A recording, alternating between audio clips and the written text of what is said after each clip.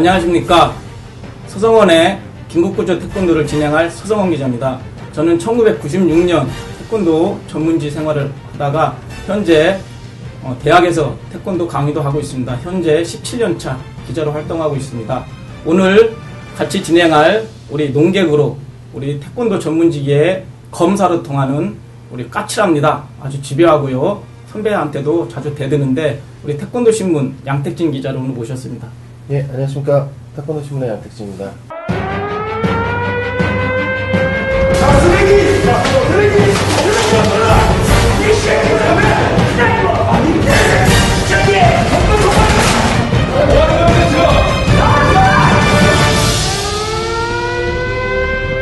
서성원의 긴급구조 태권도 오늘 첫 회를 찍게 되었는데요.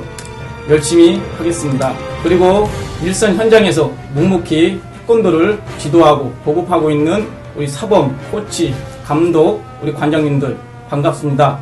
긴급구조 태권도는 태권도 제도권, 태권도계에서 일어나고 있는 각종 모순, 부조리, 문제점들을 낱낱이 파헤치고 까발리고 그리고 대안까지 제시하는 리얼 태권 토크쇼를 지향합니다.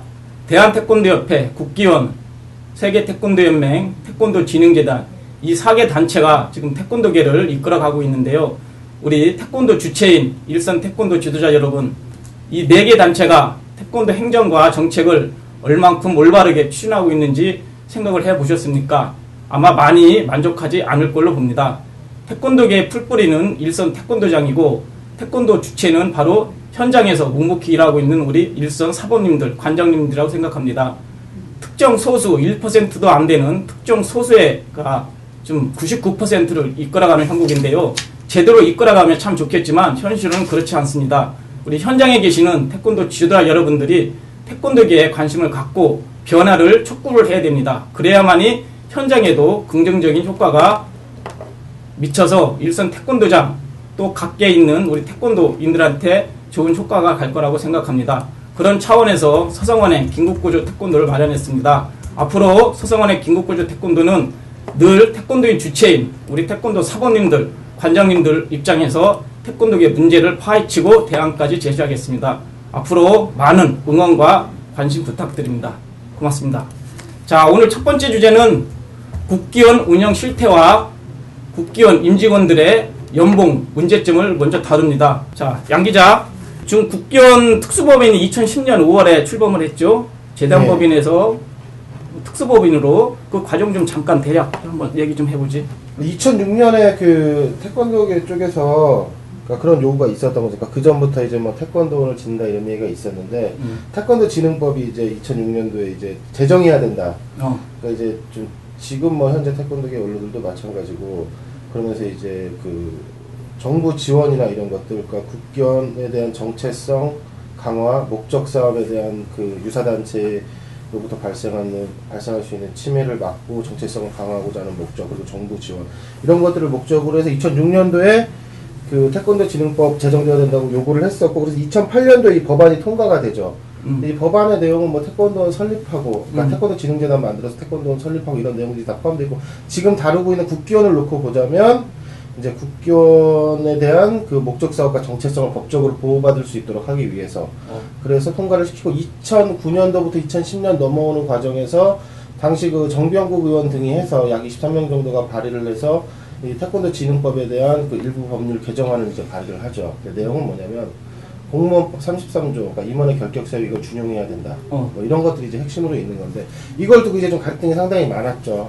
네.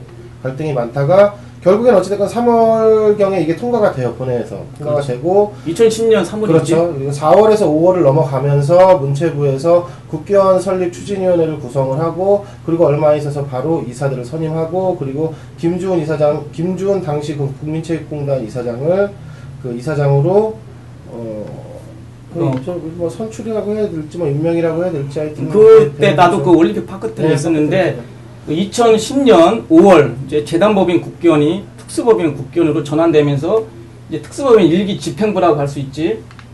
양분이 알지? 우리 김주훈 이사장, 광주광역시 태권도 협회장을 지냈고 조선대학교 총장을 지내다가 2008년 이명박 대통령 후보 시절에 호남 선대위원장을 거쳤지. 2008년이 아니고 2007년. 2007년. 2007년 대선이니까 2012년에 이명박 대통령 후보, 그러니까 박근혜 씨하고 경선, 박근혜 씨라고 그러면 안 되는구나, 이제. 평소에 있던 마음이 상관없어. 튀어나와. 아니, 누구는 뭐 박근혜 뭐 누나라고 하던데 뭘. 그래서 아무튼 그 이명박 캠프, 그러니까 쉽게 말해서 MB 캠프에서 선거 선대위원장 선대위원장 뭐 이런 걸 했었죠. 그럼 그런 그 공로로 아마 그러니까 국민체육진흥공단은 그런 공로로, 그러니까 일종의 농공행상격인 거죠. 낙하산으로. 그러니까 근데 체육인이기 때문에 완벽하게 그냥 뭐 전혀 모르는 사람이 낙하산으로 들어갔다라고 얘기할 수 없는, 본인으로서 억울할 수 있는. 근데 그 좋은 자리를 놔두고 왜 국견 이사장으로 갔어? 근데 이제 여기도 임기가 한 1년 남았었을 걸, 그렇지? 그러니까 2009년, 2010년 연속해서 그 국회에서, 그러니까 이 공공기관 기관장 평가에서 미흡 평가를 계속 받아요. 2009년에도 받았고 2010년에도 기관장 평가 발표를 얼마 앞둔 상황에서 국견 이사장으로 선출됐다고 보였거든요. 근데 그것과 관련해 가지고 그 예전에 2010년 거 미디어오늘 기사를 보면 그 원래 이거 발표하는 곳은 기획재정부고 기획재정부가 2010년도, 그러니까 2009년도 기준 거겠죠. 2009년도에 어땠나 96개 공공기관장 평가 이제 결과를 이제 그 발표를 했는데 그 정부 낙점으로 선임된 21명 가운데 5명이 미흡 판정을 받은 거예요. 그리고 뭐 10명은 보통, 뭐 나머지 사람들은 뭐 탁월 우수 뭐 이렇게 쭉쭉쭉 있는데 2009년에 김주은 당시 국민체육공단 이사장이 미흡 판정을 한 차례 받았다 이거죠. 그리고 2009년에 대한 평가를 2010년에 받는데 요때도 미흡 평가가 실질적으로 나왔어요. 근데 왜 국견 이사장으로 왜 왔냐고. 그 자리에 그냥 계속 있지.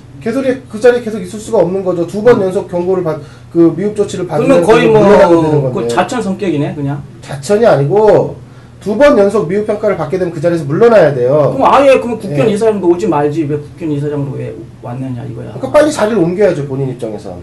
그러니까 뭔가 문광고하고 뭐가 이게 썸씽 있으니까 온 거 아니야. 그거야 이제 그거야. 당시 이제 국견 특수법인을 전환하면서 그 과정에서 어떤 뭐 여러 가지 알았어, 오케이. 정책 이런 게 있었겠죠. 근데 어쨌든 간에 국민체육진흥공단 이사장 하다가 국견 이사장으로 왔지. 우리 강원식 그 원장은 뭐 그 대한태권도협회 전무이사 재단법인 시절에 국견 뭐 부원장 뭐 그 제도권의 요직을 두루 거쳤는데 여기 우리 임충길 부원장하고 이제 거의 이제 같이 한간에는 뭐 임충길 부원장이 뭐 강원식 원장을 뭐 업고 뭐 국견에 입성했다 뭐 그런 소문도 있지만 어쨌거나 이 두 사람은 같은 배를 탄 사람이지. 그 홍준표 대한태권도협회 회장이 국견 이사장으로 온다는 그런 설이 많을 때 있었죠. 정치 권력이 국견을 장악하면 안 된다라고 이제 국사인을 조직해서 핵심적으로 활동했던 이 두 사람이 어쨌든가나 원장, 행정부원장으로 왔고, 자 이 사람인데 그 오인득 그 지금 현재 연수원장인데 오인득 이 연수원장은 어떤 사람이야? 오현득 연수원장은 지금 현재 대한태권도협회 회장을 하고 있는 김태환 회장 고향 구미에서 나고 자랐죠. 중학교 후배기도 하고. 오현득 현재 연수원장은 계속 군 출신이죠. 그 자기가 뭐 군에서 뭐 HID 출신이고 정보사 출신인 거죠. 그러니까. 정보사 출신. 네. 우리가 흔히 말하는 뭐 북파공작부대 뭐 이렇게. 그럼 김중훈 그 이사장처럼 MB 정권의 어떤 녹봉에 의해서 온 거야? 그렇죠. 그 역시 마찬가지로 MB 캠프 때 오현득 현재 연수원장이 당시 특별 경호대장. 예, 이 역할을 했었기 때문에 여기에 대해서는 본인은 이제 태권도이다. 그러니까 군에 있을 때 태권도에 대해서 열심히 했었고 국군의 날 행사나 이럴 때도 자기가 진두지휘를 했었고 뭐 또 뭐 지도관 출신이라는 얘기도 있고 뭐 그런데 어찌됐건 본인은 그런 태권도인으로서의 삶이 있었기 때문에 뭐 태권도인이다라고 또 주장을 하지만 한편으로는 본인 역시도 본인이 낙하산이라는 거를 알죠. 그리고 실제로 그렇게 얘기를 했어요 저한테. 본인이 낙하산이라고 이야기한 건 난 못 들었는데. 저한테는 했어요. 너한테 했다고? 제가 그 이 사람 그럼 난 낙하산 인사라고 실토를 했다고? 양 기자한테? 제가 가끔 오현득 그 상임감사 시절하고 연수원장실에 이제 가끔 그 연수원장실에 이제 가서 얘기를 하다가 제가 한번 이렇게 물어본 적이 있어요. 근데 솔직히 탁 까놓고 얘기해서 연수원장님도 낙하산으로 오신 거 아니냐? 아니라고 얘기할 수 없지 않느냐? 근데 본인이 뭐 맞다. 아니라고는 내가 얘기 안 한다. 다만 뭐라고? 이렇게 얘기했어요. 제가 그 문구를 아직도 정확히 기억을 하고 있는데 MB 캠프에 있었던 많은 사람들이 MB 정부가 이제 들어서고 나서 대선에서 이기고 나서 많은 좋은 요직들에 갔다. 그러니까 나보다 훨씬 덜 노력했음에도 불구하고 더 좋은 자리 가는 사람들도 있다. 아, 그럼 그러면 내가 이 정도 올 수 있는 거 아니냐? 라고 분명히 얘기를 했어요. 아니, 나는 뭐 이명박 정권 때나 지금 박근혜 정권 때나 보훈 인사 성격의 그 공기업이라든가 산하기관에 낙하산을 다 보내잖아. 뭐 낙하산으로 왔든 안 왔든 가나 일만 잘하면 되지 뭘. 또 본인이 뭐 낙하산 왔다고 하니까 우리 오인득 연수원장 좀 떼어서 나중에 얘기를 하고, 이런 구조적인 태생 속에서 나오다 보니까 이 김지훈 이사장하고 오인득 씨하고 나중에 한편이 되지. 그리고 강원식 원장하고 임충길 행정부원장 있다가 아주 뒤통수 제대로 맞지? 이사장이 면직을 시켰으니까. 그래서 다시 이 두 사람이 이제 자리를 리턴을 하지. 그래서 이제 연수원장으로 내려오면서 이 이사장하고 오현득 연수원장, 그리고 원장하고 이 부원장까지 이제 편을 먹고 이제 대판 싸우는 거지. 아주 혼란스럽지. 그러다 보니까 주위에서는 국기원에 뱀이 있는데, 뱀이 한 마리가 있어서 제대로 움직여야 되는데 뱀 머리가 두 마리다 보니까 갈팡질팡 갈질장벌해서 더 혼란스러웠다, 이런 얘기를 하고 있지. 이 사람들이 3년 동안 이 수뇌부로 사인방이 활동했는데 한 업적이 뭐 있나? 본인들이 밝히는 업적들이야 뭐 있죠. 뭐 어떤 일을 했다는 거야? 예를 들어서 김주원 이사장 같은 경우에는 뭐 자기가 2012년도에 1월달에 뭐 스포츠 토토에서 뭐 3천만 원 지원금을 받아왔고, 해외 대학생 인턴 사범 파견 사업 보조금 6억 5천만 원 받아왔고, 뭐 저기발국가 태권도 해외 파견 사업 보조금 11억 5천만 원을 자신의 얼마야? 역할로 이제 보조금을 받았다라고 이제 주장을 하셨었죠. 그럼 총 얼마야? 일단 요거 액수로 따지는 게 좀 그렇긴 한데, 여기 나온 액수대로 보면 17, 18억 3천만 원. 아니 근데 이것도 저기 그 김준일 사장 보좌하는 그 운전 기사가 이걸 저 언론사에 뿌렸다며? 아, 그것까지는 제가 잘 모르겠어요. 치적이라고. 아, 그때 당시에는 뭐 그랬는지 모르겠는데. 근데 이게 치적이라고 할 수 있어? 우리가 중요하게 보는 것은 뭐냐면, 해외 대학생 인턴 사범 파견 사업은 국기원에서 나서서 했다, 국기원에서 없었던 것을 끌어왔다, 이렇게 보기 어려운 것이 당시 MB 정부의 그 이제 일자리 창출과 관련됐던 문체부 편성 사업이었고, 두 번째는 뭐냐면은 이 저개발국가 해외 태권도 사범 해외 파견 사업은 그 전부터 해왔던 정파 사업이었어요. 정파 사업이었다. 그러니까 정파 사범 파견 사업이었는데, 이게 그 중간에 뭐 코이카로 이전됐다가 뭐 세계연맹으로 갔다가 국기원이 결국 특수법인으로 전환을 하면서 그 사업이 이제 뭐 코이카에서도 좀 더 이상 하기 곤란하다는 입장이었고, 왜냐면 코이카에서는 다른 태권도 그 파견 일들을 하잖아요. 대체 공부나 이런 것도 통해가지고. 그래서 결국 그게 세계 태권도 연맹 평화봉사단 뭐 이쪽으로 한 1년 정도 넘어갔다가 다시 국기원으로 돌아온 거기 때문에 이 사업 자체가 없었던 사업을 끌어왔다라고 보기 어렵고, 다만 스포츠 토토에서 3천만 원 정도 지원받은 요거는 뭐 업적으로 볼 수 있어? 아니 3천만 원 너무 약하지. 자기가 가져간 돈이 얼마인데. 토토 자금 자체가 국민체육공단에 넘어가는 자금들이 있으니까 거기에. 아니 그 3천만 원 그거 업적이라고 할 수 없지. 근데 어쨌든 뭐 어쨌든 가나 이 저 강원식 원장은 오자마자 저비용 고효율을 외쳤지만, 솔직히 얘기해서 3년 동안 저비용으로 고효율을 올리겠다는데 그런 약속이 거의 지켜지지 않은 것 같아요. 솔직히 우리 강원식 원장님 내가 태권도 신문에서 7년 동안 모셔봤고, 또 인격이라든가 품성을 내가 높이 존경을 해서 내가 결혼할 때 주례까지 보셨던 분인데, 사실 원장으로서 3년 동안 그 행정 인사권을 가지고 이렇게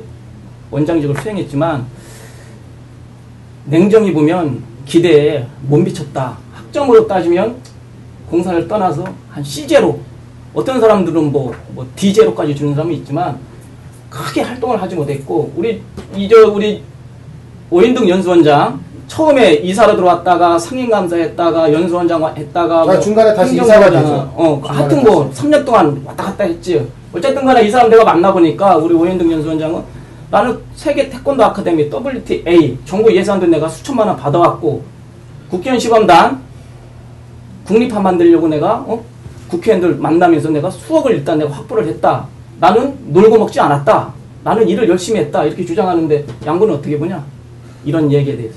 우선 아까 얘기했던 WTA 관련해가지고 자금 지원 문제는 당시에 뭐 WTA 관련해서 5억인가 뭐 몇 억인가 들어왔다 이건데 이제 그걸 자기가 이제 가져왔다 이 얘기인데 당시 국회의원 내부에서 나왔던 얘기는 뭐냐면 그 자금은 전년도에 예산 편성에서 밀려가지고 안 됐던 WTA 지원 자금이 그 다음에 같이 들어온 것이다.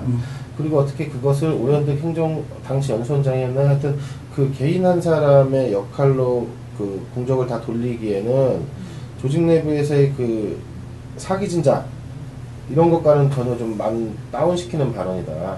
그것들을 위해서 노력했던 직원들도 있고 한데 더군다나 전년도 예산이 안 나왔던 것을 그 당해년도에 포함돼서 나온 것이기 때문에 그것이 없었던 예산을 갖고 왔다라고 이야기하기 어렵다. 라는 주장이었고 그 시범단 국립화 시범단 그거는 이번에 사실 그 너도 썼잖아. 예, 저 태권도 탐지 유아수 국장도 좀 쓰고 썼는데 국립화 얘기는 그 전부터 있었어요. 그 전부터 있었는데 문제는 이 국립으로 가는 것 자체가 굉장히 어려운 문제예요. 그러니까 근데 본인은 저 오현등 연수원장은 지금 적극 추진하고 있기 때문에 자기가 할 수 있다라는 어떤 신념을 보이는데 문체부 사무관하고 제가 그때 취재했을 때 통화를 했었는데 사무관 얘기는 뭐냐면 그 태권도가 올림픽 정식 종목에 잔류도 하고 여기에 대해서 문체부에서 정부 지원을 좀 더 해야 되는 필요성을 분명히 알고 있다. 물론 그 과정에서 국회의원 쪽에서는 국립화와 관련된 것에 대한 제안이나 이런 것들을 했던 건 사실이다.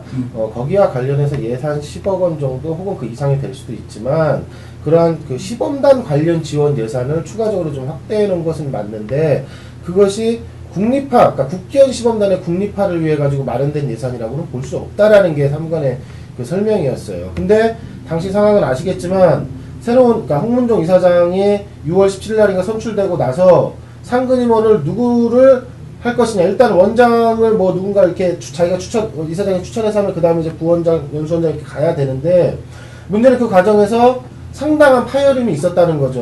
오현득 당시 지금 현재 연수원장 같은 경우에는 일기 집행부 말미에서 일종의 그냥 편하게 얘기하자면은 이사 재신임 투표에서 떨어진 사람이란 말이에요. 그런데 김태환 회장하고의 관계에 의해서 다시 이사로 들어온 거예요. 그리고 본인은 여기에 상근직에 대한 욕심이 있는 것이 단순히 이사만 뭐 할 거예요. 그러니까 잠깐만요. 그런 것들을 전반적으로 본인의 업적이라고 내세우기 위해서 나왔던 것이 뭐냐면은 국립화 시범단의 용도로 10억 원을 가져왔다라고 주장을 해도 끝에 기사 쓰셨잖아요. 근데 내가 봤을 때는 이 세 사람보다는 그래도 뭐라도 좀 일을 한 것 같은데? 저는 만약에 그러니까 공과 가를 따져야 한다면 공과 가를 우리가 정확히 따질 수는 없겠지만 김주훈 이사장이 아까 얘기했던 것도 김주훈 이사장 예를 들어 그거 내가 노력 안 했으면은 6억 5천만 원 안 왔다. 그거 내가 노력 안 했으면은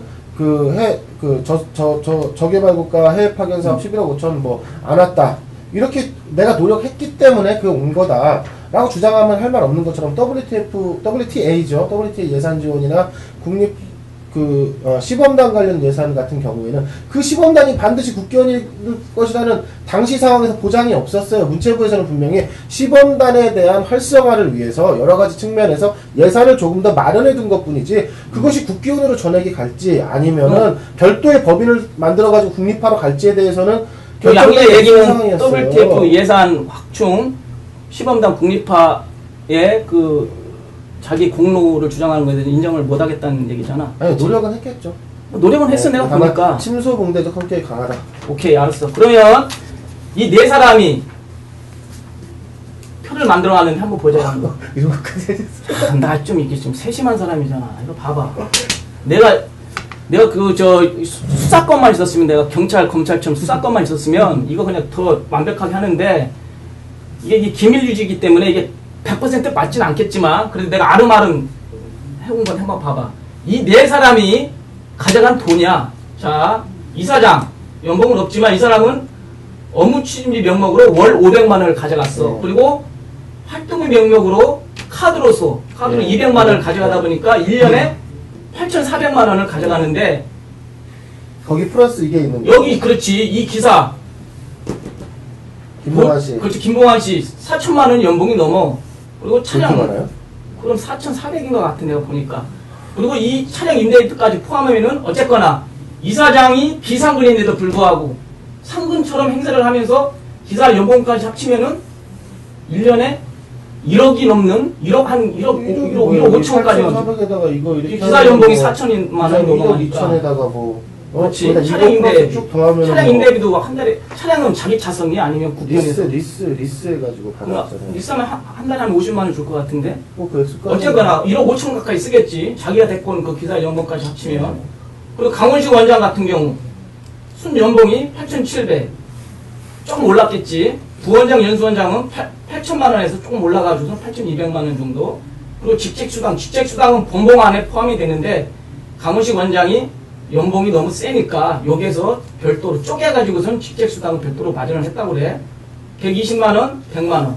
그리고 활동비, 이게 활동비 이게 쟁점사항인데 이게 이제 법인카드, 클린카드로 사용하는데 월 용도 한도로 200만 원. 그리고 부원장들은 150만 원씩 가져가는데 카드로 뭐 공식 행사 때 뭐 식사라든가 대접할 때 이제 그 카드로 긁는 건데 뭐 용도 한도가 있기 때문에 못 쓰면은 또 이제 나중에 충원을 해주겠지.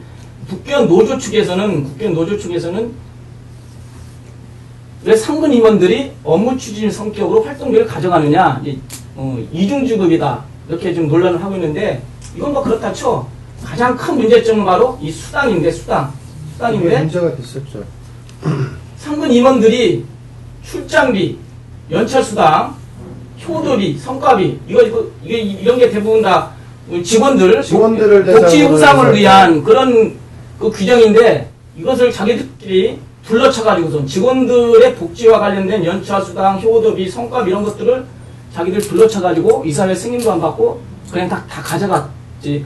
어쨌든 간에 이걸 다 합쳐보면은 원장은 1억 4천만 원 1년에 부원장이나 연수원장은 최소 1억 1천만 원 정도 가져갔다. 이렇게 지금 취재 결과 물론 좀 다를 수 있지만 이 정도예요. 그러니까 1년에 이 네 사람 4인방이 1년에 쓰는 돈이 5억에서 6억 가까이 되는 돈인데 이 돈이 국기원 경상비 안에 포함되어 있는 인건비에 아마 20몇 %를 차지할 거예요.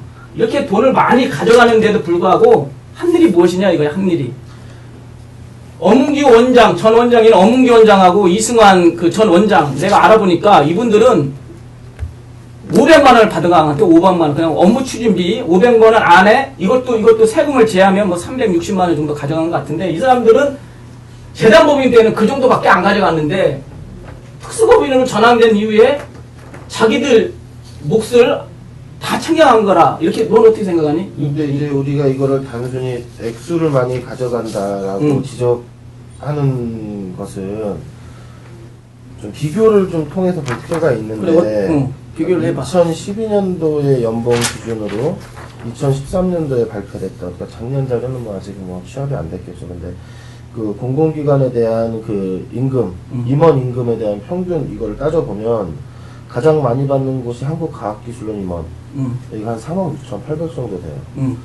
그리고 그 성격이 좀 비슷한 국민체육진흥공단 같은 경우에 얼마가 평균 임원 연봉이 약 1억 1,700 정도 되고 비슷하네. 그리고 이게 200위까지 있는데 200위에 있는 한국문화예술위원회 임원의 경우가 그 한 1억 100만 원 정도 되기 때문에 액수만을 놓고 저 액수가 많고 적음을 기준으로 해서 많이 받아갔다라는 것, 그러니까 많이 받았다라는 것 자체만으로 문제 삼기는 좀 어려움이 있어요. 다만 지금 문제가 됐던 여기 지금 기타에 잡혀있는 한번 보자. 기타에 잡혀있는 뭐 연차수당이라든지 효도비라든지 뭐 이런 부분들은요 아까 말씀하신 대로 그 직원들에 대한 복지후생이나 사기 진작을 위한 인센티브나 뭐 이런 성격이거든요. 근데 이것들을 임원들이 받아갔다라고 하는 부분은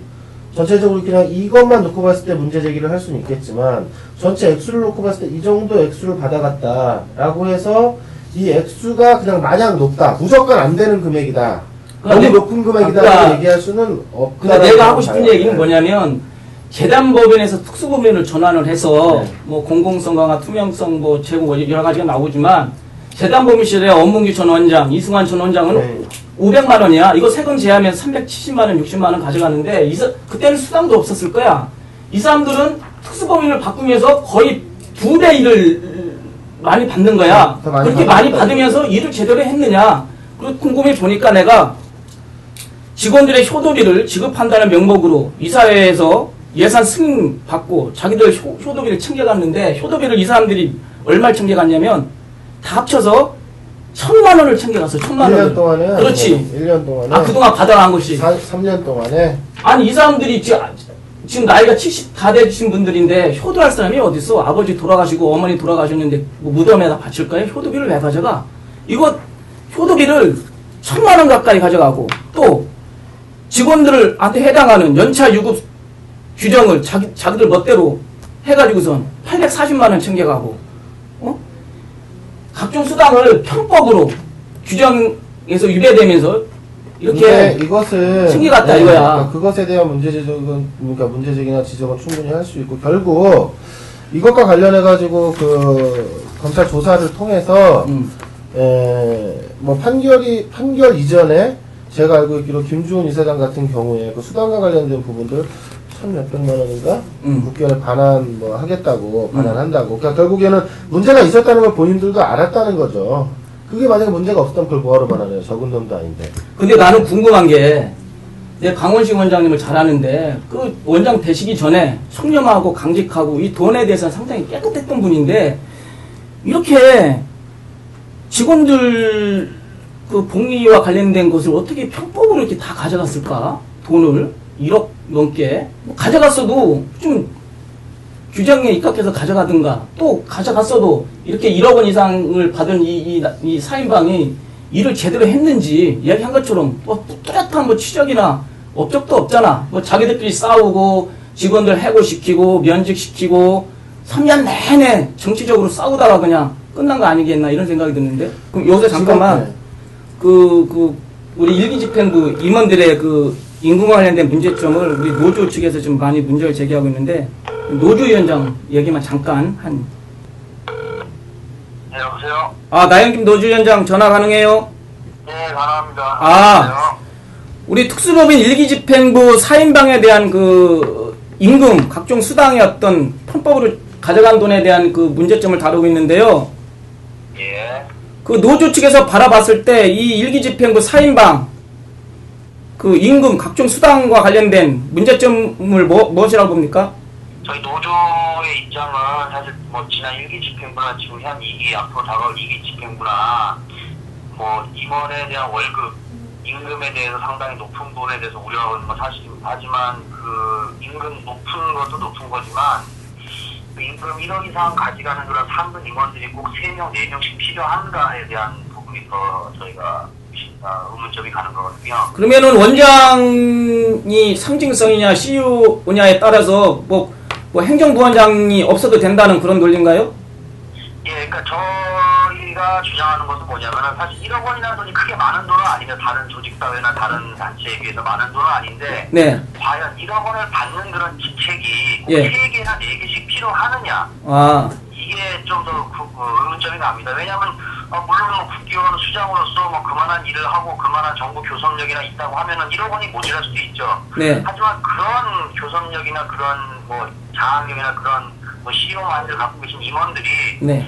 그런 분들이 1억 이상 받는 그런 분들이 굳이 3명, 4명씩 필요한가, 우리 국기원의 조직이라는 것이. 네. 예, 그런 거에 대한 의문점을 갖기 때문에 저희가 사실 국기원 임원은 더 이상 이사들의 그런 자리 싸움이 아니라, 직업이 아니라 정말 명예스러운 자리가 돼야 되는데, 지금 사실 현재 국회의원 사태라든지 지난해부터 쭉 이어진 이런 사태를 보면은 사실 지금 이런 사태의 원인이 상근의원 자리를 놓고 벌이는 과도한 정치적 싸움이라고 생각하거든요. 그렇기 때문에 제가 무보수를 외쳤던 거고. 무보수 명예직으로 만약에 전환한다 그러면은 그래도 어느 정도 업무 추진비 정도는 줘야 되는 거 아닌가요? 예전에 그 엄문규 이승환 전 원장 시절에는 업무 추진비 성격으로 한 500만 원씩은 줬잖아요. 예, 그 업무 추진비 정도는 당연히 줄여야 되는 게 맞는 것 같고, 제가 말씀드린 거는 뭐 한 지붕 아래 지금 일하려고 하는 사람이 3명 있지 않는 거, 한 지붕 아래 지금 수장이 3명 있는 거나 마찬가지거든요. 네. 엄밀히 말해 원장 밑에 부원장, 연수원장이 있지만, 네. 사실 저희 국기원 같은 조직의 비영리법 같은 조직에 그렇게 일할 수 있는 CEO 개념의 그런 3분 임원 1억 이상 임금을 받는 3분 임원이 3명씩 필요한가? 네. 원장님을 CEO 개념으로 보고 원장님한테 임금을 지급한다고 하면 사실 부원장 비상근 제도로 가는 게 맞는 것 같고, 만약에 원장님을 그런 뭔가 심볼인가 이런 역할로 간다고 하면 부원장님을 CEO 개념으로 가는 게 낫고, 예를 들어 저희 타 체육단체나 태권도 단체를 비교해봐도 세계연맹이가 대한체육협회가 다른 체육단체가 사실 부회장, 거기에 부회장 2명, 다 상근으로 임금을 받는 곳은 없다고 제가 파악을 했거든요.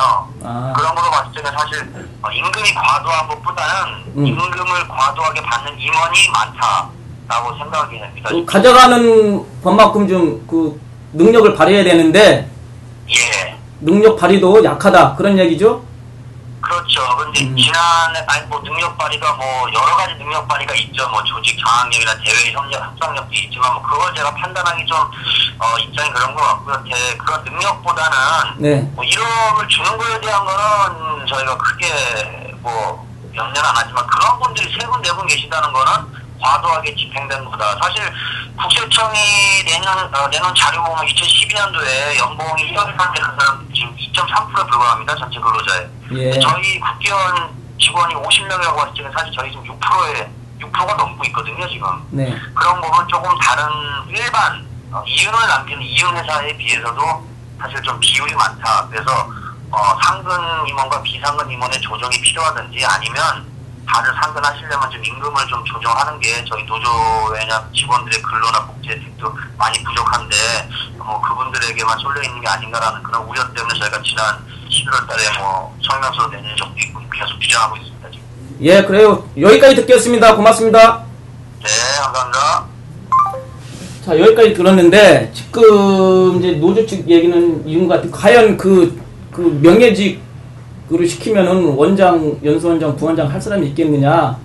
1억 이상 가져가는 거 큰 문제는 되지는 않지만 가져가는 만큼 대외 협상력이라든가 행정 정책적으로 능력을 발휘했으면 좋겠다라는 게 그런 것 같은데. 네, 우선은 그 부분과 관련해서 연관지어서 그냥 그 마무리적으로 얘기를 하면 김준일 이사장께서는 어찌됐건 그러니까 초반에 나왔지만 그 국민체육진흥공단 기관장 평가, 그러니까 다른 공공연수에서 기관장 평가에서 미흡 판정 2번 받으시고 그 문체부의 국회 업무보고에서 그 당시에 조순영 의원이나 최문순 민주당 의원 등이 이 부분에 대해서 편리하게 산다는 등 납제 경영을 한 인물이 중요 직책을 맡는 것은 부적절하다는 등 대놓고 얘기한 거거든요, 김준희 사장한테.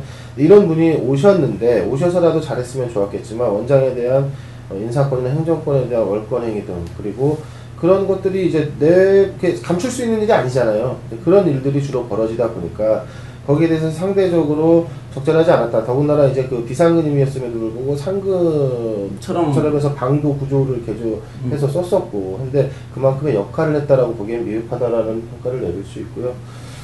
강원식 원장께서는 사실 제가 평가 내리기 좀 어려운 부분이 있는데 그냥 저는 이렇게 그냥 정리를 하고 싶어요. 뭐냐면 강원식 원장을 제가 그 특수법인 1기를 이렇게 보면서 느꼈던 개인적 감정은 그 탑 속에 갇혀있는 공주 같은 느낌이었어요.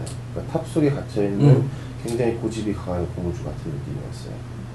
외로웠을 거라고 충분히 생각을 해요. 그러니까 상당히 점수를 박하게 받으실 수도 있지만 본인이 그것을 풀어내기에는 정치력이 좀 부족하셨고 정치 협상력도 많이 부족해. 그러니까 이해관계에 대한 조율 능력이나 아니면 본인 새가 너무 없다 보니까 그것들을 밀어붙일 만한 아니면은 모사를 할 만한 능력이 좀 그런 부분에 있어서 부족하시다 보니까 항상 외로우셨고 그러다 보니까 본인이 무엇을 하는지에 대해서 사람들에 대한 평가가 당연히 박할 수밖에 없고 본인 역시도 거기에 대한 딜레마가 많이 있었을 거라고요. 많이 있었을 거고 임충기 이분은 선배님 그러셔야죠. 저는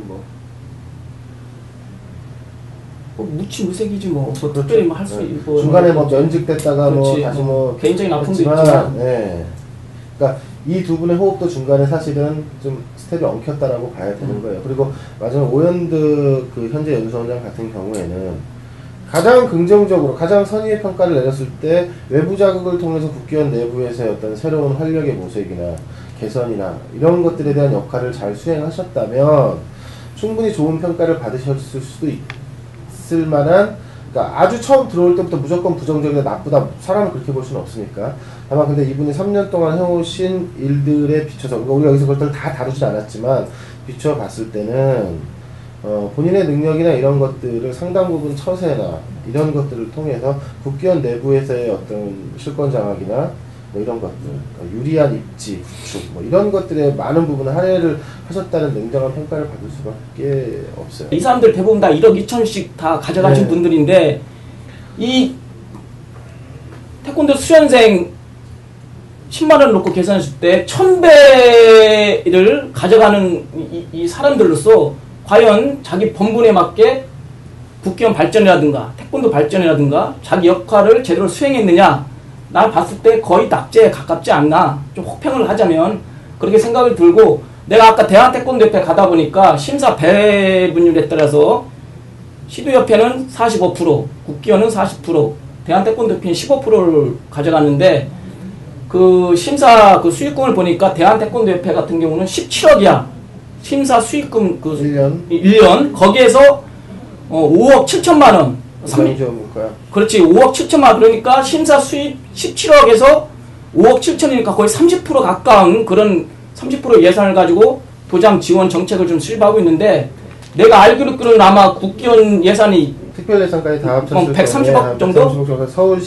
서울시에서 하는 뭐 시범사업이나 문체부에서 나오는 뭐 기타 여러 가지 이런 것들 다 합치면은 일반 예산 플러스해서 한 130억. 그러면 이 국내 심사비를 보니까 40억이 넘는 것 같아. 그렇죠. 대한태권도협회는 17억 정도인데 아마 40억이 넘은 것 같아. 그런데도 불구하고 일선 도장, 태권도 사회적 이미지 제고에 쓰는 예산은 저 대한태권도협회보다 적어. 아마 5억에서 올해는 아마 3억 정도로 뭐 좀 깎인다고 보는데, 40억이 넘는 심사 수익금 중에 일선 도장, 태권도 이미지 강화를 위해서 쓰는 돈이 5억도 안 된다 그러면 이거는 몇 퍼센트야? 이거는 상당히 일선 태권도 이미지 제고를 위해서 국기원이 너무 인색하다. 물론 국기원은 세계 태권도 본부기 때문에 국내 태권도장 활성화를 위해서 매진할 수는 없겠지만, 좀 이런 불필요한 예산을 좀 체계를 잡아가지고서 선도적 역할이죠. 국기원이 해야 되는 역할은 대한태권도협회가 직접적으로 도장을 위해서, 도장 활성화를 위해서 뭐 어떤 방향이 됐던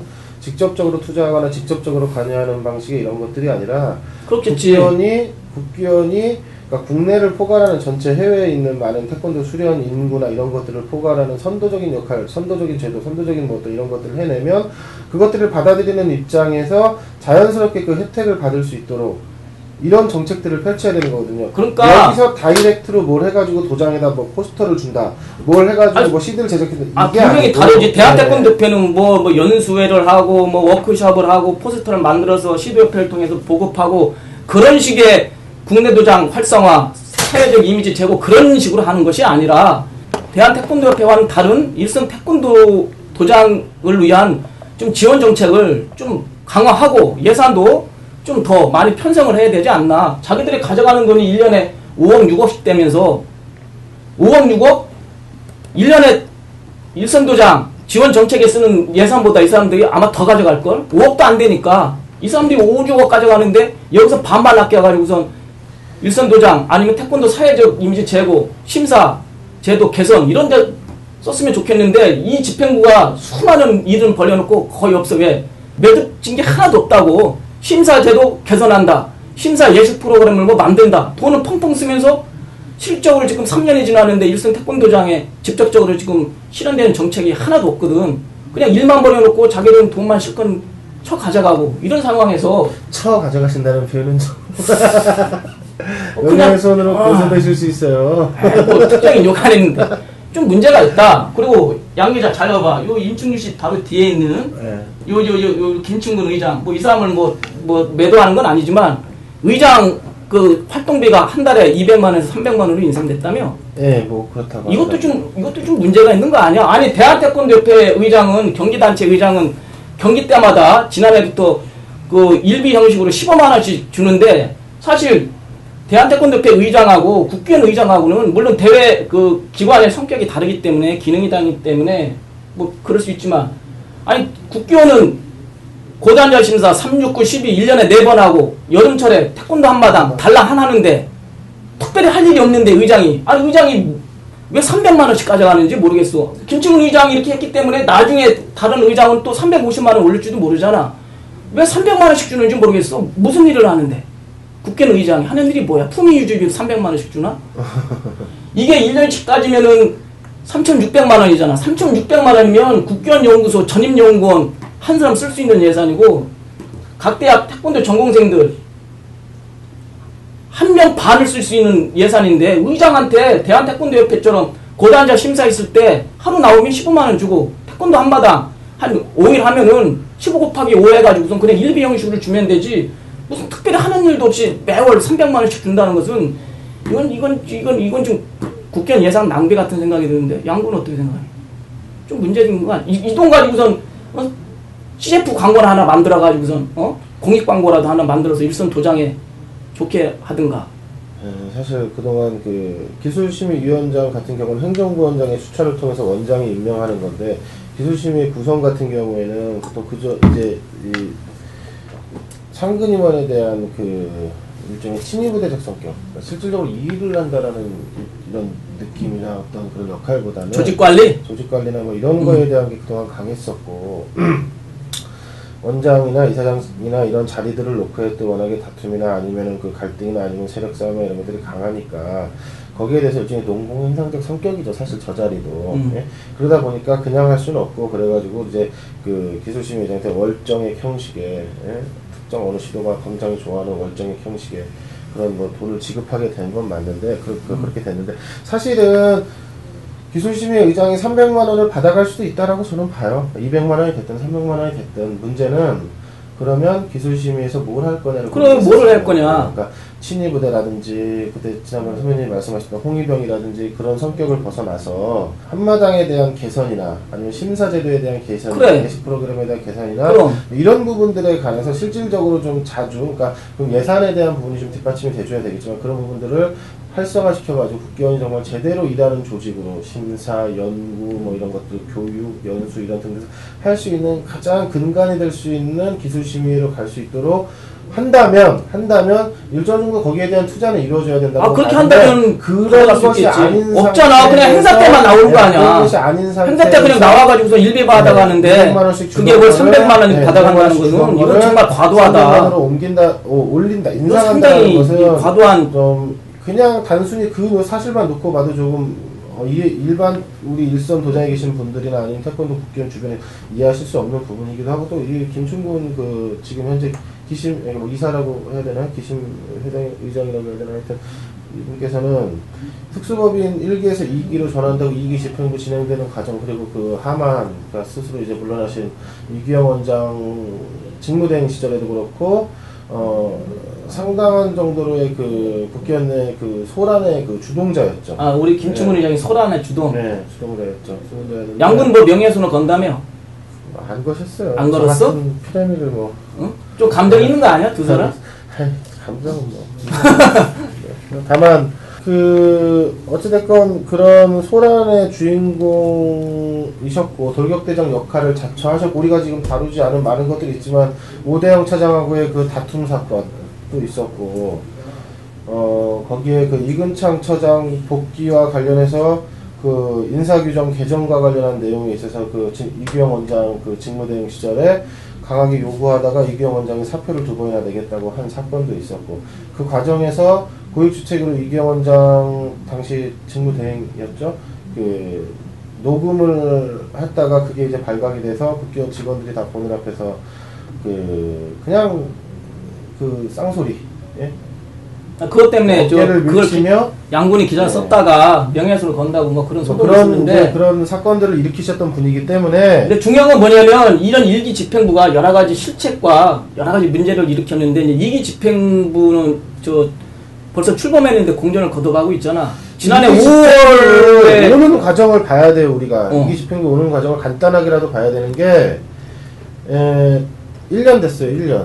그러니까 작년 구정 이틀을 남겨놓고 강원식 당시 원장께서 본인은 원장에 대한 연임하지 않겠다라고 의사를 밝히셨어요. 그때 당시에 거기에 대한 좀 그 응원이랄까? 그 용단에 대한 평가는 상당히 높았어요. 그 이유는 우리가 지금 다 다루지는 못했지만 쭉 나왔던 그런 내용들에 비추어서 2기 집행부가 상당히 변화해야 된다. 1기 집행부에 책임 있는 사람들은 다 물러나야 되는데 강원식 원장께서 본인도 인가인지라 연임에 대한 욕심이 있을 텐데도 불구하고 이건 아니라고 판단을 해서 본인이 물러나면서 여기에 대한 책임을 그냥 그대로 받겠다는 거였어요. 1기 집행부 상근 임원관에 대한 반목, 갈등, 임직원 간의 갈등 이런 것에 대한 책임을 그대로 지겠다는 거. 그러면 그 책임을 왜 강원식 원장 혼자 져야 되냐? 그건 아니란 말이에요. 예? 그래서 그 결과로 드러난 게 전년도 4월달에 열린 국회의원 이사회에서 이사 그 연임에 대한 투표를 했는데 이 네 분이 다 탈락을 하신 거죠. 근데 강원식 원장께서는 연임 투표 자체를 본인이 안 하겠다 해가지고 빠지셨고 나머지 세 분은 다 탈락을 하셨어요. 탈락을 하셨는데 그리고 그 와중에 이제 결국 6월 17일 날인가 6월 달에 홍문종 이사장이 선출이 됐죠. 그렇지. 네, 선출이 됐고 선출이 됐는데 작년 2월 달에 대한태권도협회장에 그 투표로 선출된 김태환 회장이 홍문종 이사장한테 오현득 이사를 부탁한 거예요. 예? 이 사람 이사라도 좀 이사라도 좀 해달라. 그 다음은 본인 역량이거든요. 별별 얘기가. 근데 본인 역량으로 일단 상근임원이 됐잖아. 처세든 뭐든 본인 능력으로. 문제는 그거를 본인 역량이니까 문제가 없다라고 판단을 하고 그게 당연하다라고 받아들이기 시작하면 특수범인 1기에 대한 책임에 대해서 아까도 말씀드렸지만 4월 30일 날 이 사람들은 거기에 대한 책임을 지고 물러나야 된다는 게 여론이었고 거기에 대한 평가가 투표로 나타난 거예요. 근데 그 사람들에 대한 아니 평가를 천천히 얘기해. 네, 그 사람들에 대한 그러니까 그 과정에 대한 평가를 배반하는 선택이었단 말이에요. 너는 네? 김충근하고 오현덕하고 무슨 뭐 맨수지였니? 아니 그건 아니고요. 그렇게 두 사람 얘기 나오면 막 핏대를 올려. 그러니까 이분들이 잘하시면 괜찮은데 그렇게 안 해요. 어쨌든 간에 지금 우리가 얘기하는 게 지금 오늘 2월 4일인데 2월 6일 날 이사회가 열리잖아. 그때 네. 이제 2014년도 사업 뭐 승인 뭐 예산 뭐 다 다룰 거고 또 지금 그 정만순 원장 직무대행인데 뭐 꼬리표를 뗄지 그런 여러 가지를 지금 다룰 것 같잖아. 어차피 이제 2월 안에 원장, 행정부원장, 연수원장이 이제 결정이 될 것 같은데 어떻게 봐 이제 이 사람들 일기 집행부의 어떤 패착과 과오, 구조적인 문제를 이기 집행부가 그대로 따라만 안 되잖아. 아니 이미 따라오고 있어요. 따라오는 게 아니라 그 정도를 넘어서고 있어요. 제가 봤을 때는. 그러면 홍문중 이사장 체제도 개판이라는 얘기야? 지금 그렇게 왔잖아요. 개판이야? 네. 홍문종 이사장이 선출되고 나서 신임 이사를 선임하는 과정에서 이사들이 자기들이 이사 후보 추천 뭐 자문위원회 이런 거 구성해가지고 홍문종 이사장하고 해가지고 뭐 이걸 한다고 해가지고 그거를 홍문종 이사장에게 위임을 해주고 그 추천 자문위원회 5명인가 구성한다고 했는데 그 사람들은 위임받지를 않았어요. 이사 선임권에 대해서. 그런데 거기서 그걸 다시 홍문종 이사장한테 위임을 했어요.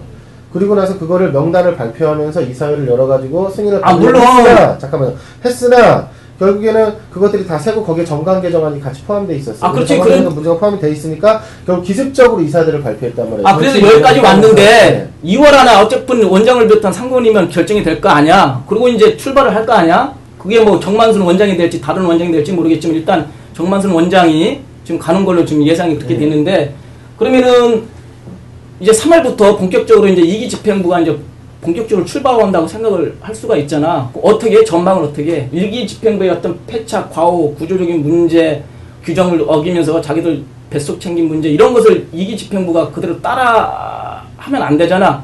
물론 지금까지도 여러 그 태권도 전문지라든가 여론 때문에 각종 수당 여러 가지 문제는 자기들은 이제 받을 수 있는 처지가 아니지만 어떻게 이 전맹에 이 1기 집행부를 넘어서야 될 거 아니야. 전 넘어서기는 어렵다고 보고요. 아니 앞으로 조용히 갈 수는 있어요. 아니 조용히 갈 수는 있는데 넘어설 수 없다는 얘기가 그러니까 뭐냐면, 그러니까 지금 홍문종 이사장은 이미 동력을 상실했어요. 제가 봤을 때 국기원을 제대로 이끌고 갈 동력을 상실한 게 현재로서 제가 봤을 때 자기 표가 없어요. 경제법 때문에 5월달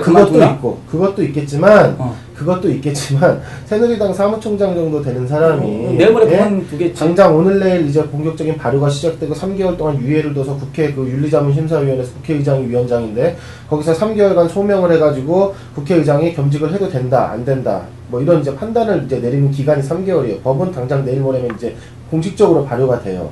6개월이 지났기 때문에 법안 통과한 다음에 자 그렇게 되는데 된다 안 된다 그 문제를 떠나서 제가 보는 관점은 뭐냐면 홍문종 이사장은 본인이 선출된 이후에 신임이사 선임 과정 정관 개정안 들고 나왔다가 빠진 모양새 그리고 본인이 임명한 이규영 원장의 추천권을 그러니까 상근임원에 대한 추천권을 석연치 않은 이유로 받아들여주지 않은 점 예? 그리고 굳이 오현득 이사를 행정부원장 직무대행을 했다가 유기영 원장과 그것 때문에 트러블이 있었던 거잖아요. 사실 그렇지. 안 된다라는 거였잖아요. 유기영 원장은. 그래도 안 되니까 양 서로 한 발씩 물러섭시다 하고 한 게 노순명 행정부원장의 저기 오현득 연수원장 체제였는데 이쪽 노순명 행정부원장마저 이 그 신임이사 선임된 후에 그 뭐 다 신임 이사들만은 아니겠지만 자기들도 위임받아가지고 선임된 이사들이 이 사람에 대해서는 다시 투표해야 된다라고 정관을 내세우면서 주장을 했잖아요.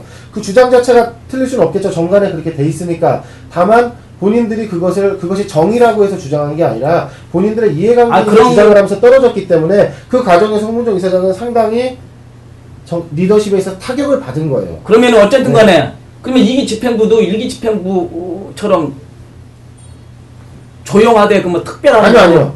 저는 두 가지 중에 하나라고 봐요. 뭐. 시끄러운 이 상태로 계속 가는 거예요. 앞으로 임기가 2년이 더 남았는데 네. 시끄러운 이 상태로 계속 가다가 어떤 문제가 생기거나 외부 자극이 생기거나 아니면 조용히 갈 수 있어요. 조용히 갈 수 있는 건 뭐냐면 그냥 패권을 가진 자가 안정을 깨면 되는 거예요. 그러니까 일종의 흑역사가 시작되는 거예요. 외부적인 자극은 그 문체부에서 관리단체 지정도 그 안에 들어가는 거예요? 외부의 자극이 포함해야겠죠. 외부의 자극이면은 네, 주무 부처 문체부 아까 처음에 서 선배가 이 방송을 시작하기 전에 이렇게 얘기했잖아요. 이걸 누구를 보여줄 거냐? 예? 국견에다가 실제로 심사비를 내고 있는 학부모들이 직접 보실 리는 없겠지만 보시긴 사실 어려운 구조죠 우리가. 근데 일단 그분들이 가장 원천적으로 수입을 내시는 분들이에요. 심사비를 놓고 본다면. 예?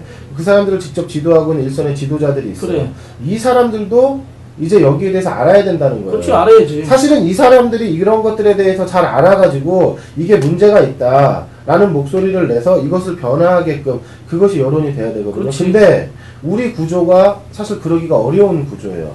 나와서 목소리를 높이는 사람들은 다 이해관계가 있고 다 동기가 다 따로 있는 경우가 많기 때문에 그렇지. 만약에 그런 방식을 통해서 개선되거나 변화되지 않는다라면 지금 이사장에 대한 승인권 정관 개정에 대한 승인권을 갖고 있는 문체부가 여기에 대한 일정 정도 역할을 할 수밖에 없잖아요. 그러니까 이게 해야 된다라는 게 좋다라는 건 아니에요. 가치적으로 봤을 때 이런 식으로 갔을 때 국기원이 앞으로 계속 문체부의 어떤 그런 거 사실 그걸 바라는 건 아니잖아요. 어떤 태권도인데 다만 지금 상황은 내부적으로 그냥 놓고 봤을 때 두 가지 경우라고 그랬잖아요. 계속 이런 식으로 가든가 아니면 누군가 패권을 확실하게 장악한 자가 모든 것들을 정리하고 국기원을 흑역사 속으로 끌고 갈 것이다. 예? 그러니까 뭐냐면 그냥 조용히 그냥 가는 거예요. 다들 눈 감는 거예요. 그냥 기자들이고 뭐고 그냥 좋은 게 좋은 거다 그냥 가는 거예요. 그리고 한 2년 3년 가는 거예요. 예? 아무 문제가 없어서가 아니라 힘에 눌리는 거예요. 그럼 남은 임기도 그냥 허송세월하면서 그냥 고향 연봉 받아먹으면서 그냥 흘러간다. 그러니까 만약에 연봉이나 임원에 대한 연봉 기준으로 이거를 얘기를 접근하는 방식은 아니고 저는 지금 현재 이사들의 인적 구성이나 그리고 특수법인 1기에서 2기를 넘어오는 상황에서의 이 과정들을 그러면 양구는 봤을 때 저는 양구는 2기 집행부에서 희망을 찾지 못한다는 저는 거잖아. 어렵다고 봐요, 솔직히. 상당히 비관적이네. 아니 비관적인 게 아니고, 그러니까 사람들이 그렇게 얘기할 수는 있어요. 비관적으로 보는 거 아니냐. 근데 모든 게 다 그렇거든요. 저는 애정이 있기 때문에 증오도 있는 거고 그렇기 때문에 국기원 심사제도 개선이나 뭐 강습회나 뭐나 한다고 했을 때 다 쫓아다녀 봤어요. 했던 이유는 내가 설사 임원들이나 아니면 뭐 어떤 문제에 있어서 잘못됐다는 기사를 쓴다 하더라도 그게 국기원 죽어라라고 쓰는 게 아니거든요. 이런 것들을 개선해서 잘하자라고 썼던 거지. 다른 기자들도 다 마찬가지 아닙니까? 근데 현재 상황에서는 이것들을 다시 회복해내거나 아니면 개선하거나 할 수 있는 그런데 없겠다고 보는 거죠. 외부의 자극, 문화체육관광부가 국기원을 관리단체로 지정해서 신뢰와 무능력한 이 집행부, 이사들까지 포함해서 직무정지를 시키고 일정 기간을 거쳐서 다시 참신한 이사들로 다시 구성을 해서 국기원을 환골탈퇴시키자고 주장하는 사람들 중에 문체부가 국기원 관리단체 지정했으면 좋겠다라고 얘기하는 사람이 있어. 근데 그 방법 말고 그거는 그 태권도인들 입장에서 좀 그건 너무 극한 방법이고. 아니 그러면 그 전에 잘했어야죠. 그러니까 문제는 뭐냐면 그 전에 그런 이야기가 안 나오게끔 여기 계신 네 분도 마찬가지고 새로 들어오신 분들도 마찬가지고 그 전에 잘했어야 된다는 거예요. 근데 그러지 못한 상황까지로 계속 오고 있었단 말이에요 지금. 근데 여기 와서 지금 예를 들어서 자 이제 그래도 이렇게 돼서 정만순 원장 직무대행 체제가 들어왔고 행정부원장도 뭐 조만간 선임할 것 같고 하니까 그러면은 뭐 조용히 가지 않겠냐. 뭐가 바뀌었는데요? 바뀐 건 없어요. 제가 봤을 때. 내부에서 자정바람이 일어나서 국기원을 좀 변화시킬 수 있는 방법은 없을까? 예를 들어서 2001년도에 내가 현장에도 있었지만 태권도 전공생들, 태권도 동문들, 제야 태권도 인사들 국기원 바로 세운다. 국기원을 민주화시킨다 하면서 불연이 떨쳐 일어나는 경험이 있죠. 물론 절반의 성공밖에 이루지 못했지만 그런 내부 정화작용에 의해서 좀 할 수 있는 방법이 있겠다. 국견 집행부에 자극을 줄 수 있는. 그러려면은 일선 현장에서 태권도를 가르치고 보급하고 있는 우리 사범님, 관장님들 이런 분들이 좀 현실 인식이 좀 중요한데 이분들은 태권도 제도권이 어떻게 돌아가는지 그냥 자기 먹고 사는 거기에 소수 있는 사람들은 또 특정 인맥 라인과 얽혀있기 때문에 이게 참 힘들다고. 그리고 또 한 가지는 한간에는 지금 태권도 진입법과 관련해서 지금 이제 4월 24일 날 무주 태권도원이 개원하는데 이러다가는 국기원이 성장 동력을 잃어버려서 태권도원에 뭐 후속 통합이 될 수도 있다. 이런 얘기도 들어봤지? 네. 어떻게 생각해? 그러니까 가장 바람직한 경우는 우리가 지금 이 방송을 하고 있는 것처럼 진짜 주인들이, 진짜 태권도의 주인들이 이런 부분들에 관해서 특히 예를 들어 지금 국견에 대해 얘기를 하고 있으면 국견에 대해서 많은 관심을 갖고 뭔가 변화해야 되는 것에 대해서 목소리를 좀 높여주시고 그래서 내부적으로 그런 것들을 하면 여기서 리더로서 지도자로서 국기원에서 있기 어렵다라는 것들이 일반적인 문화로 자리를 잡으면 좋은데 좀 전에 말씀하신 것처럼 그러기 현재 상황에서 좀 상당히 전망이 어둡다. 그러니까 한 나라의 정치 수준이라는 것이 결국 그 나라의 국민들의 수준, 의식에 대한 계몽의 수준에 거의 비슷한 수준이죠. 그 수준을 앞질러 있는 국민들이 그것에 배반하는 어떤 선택을 하진 않아요. 선출을 하든 뭘 하든 정치적인 행태를 보일 때 국기원도 마찬가지라고 봐요. 저는. 그러니까 국기원이 됐건 뭐 대한태권도협회가 됐건 국기원을 다루고 있는데 국기원이 지금 이렇게 되고 있는 것은 사실 전체 태권도인들의 어떤 정서랄까 관심에 대한 부족이랄까 그런 것들이 그대로 노출되고 있는 거라고 봐요. 그러니까 그런 부분에서 일선에 계신 그러니까 태권도계의 주인 학부형도 마찬가지고 수련생들 그래서 실제로 수련을 하고 계신 성인분들도 마찬가지고 도장에서 직접 지도하고 계신 울고든 지도자분들도 마찬가지 이런 분들이 관심을 가져야만 내부에서의 그 변화를 꾀할 수 있는데 현재로서 기대하기는 좀 그랬으면 좋겠지만 기대하기 어려운 측면이 있는 것도 사실이고 그렇지. 두 번째는 문체부에 의한 관리단체 이거 사실 저도 얘기를 하면서 이것이 바람직하다라고 해서 절대 얘기하는 건 아니에요. 왜? 한 번 그런 식으로 돼버리면 이후에 계속 국기원은 그 족쇄에 걸려서 헤어나지 못할 거예요. 계속 그치. 그 방향에서 이렇게 그 바운더리 내에서 계속 움직여야 할 거고 그렇게 되면 자율성이라는 부분에 있어서 상당히 훼손될 거예요. 근데 그럼에도 불구하고 관리단체 얘기가 나온다라는 건 그만큼 문제가 심각하다라는 거고 그리고 이제 다음에 이건 사실 연결되는 변수인데 이제 4월 24일 날 개원하는 태권도원 정식 개원하거든요. 그렇지. 박근혜 대통령이 직접 온다는 얘기가 있어요. 올 것 같아? 예, 그렇게 일정을 그렇게 조정해가지고 계속 노력을 하고 있대요. 근데, 우리가 지난번에 12월 달에 그 아시아연맹 총회도 있고, 태권도 그 국제 심포지엄 할 때, 그 얘기가 나왔었잖아요. 국기원과 태권도원과의 관계가 나왔을 때, 그렇지. 배종신 이사장하고 이대순 그 명예 이사장께서 말씀하신 게 뭐냐면, 우린 서포트다. 장수의 개념이다.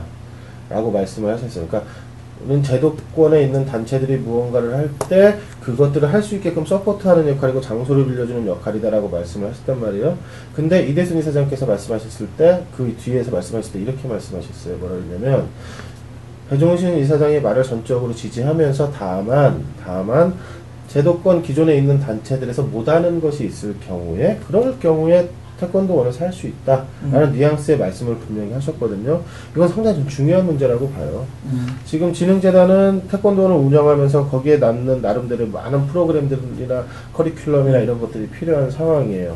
근데 그러려면 어찌됐건 국기원하고의 협조가 잘 이루어져야 되는 것도 맞아요. 그렇겠지. 근데 국기원하고 그런 부분을 함에 있어서 같이 잘 협력해서 가는 방식이 있고 잘 협력이 될 것 같아? 진흥재단하고 국기원하고? 그럴 수도 있고 안 될 수도 있겠지만 근데 많은 사람들이 우려를 하잖아. 네. 국기원이 결국은 진흥재단에 네.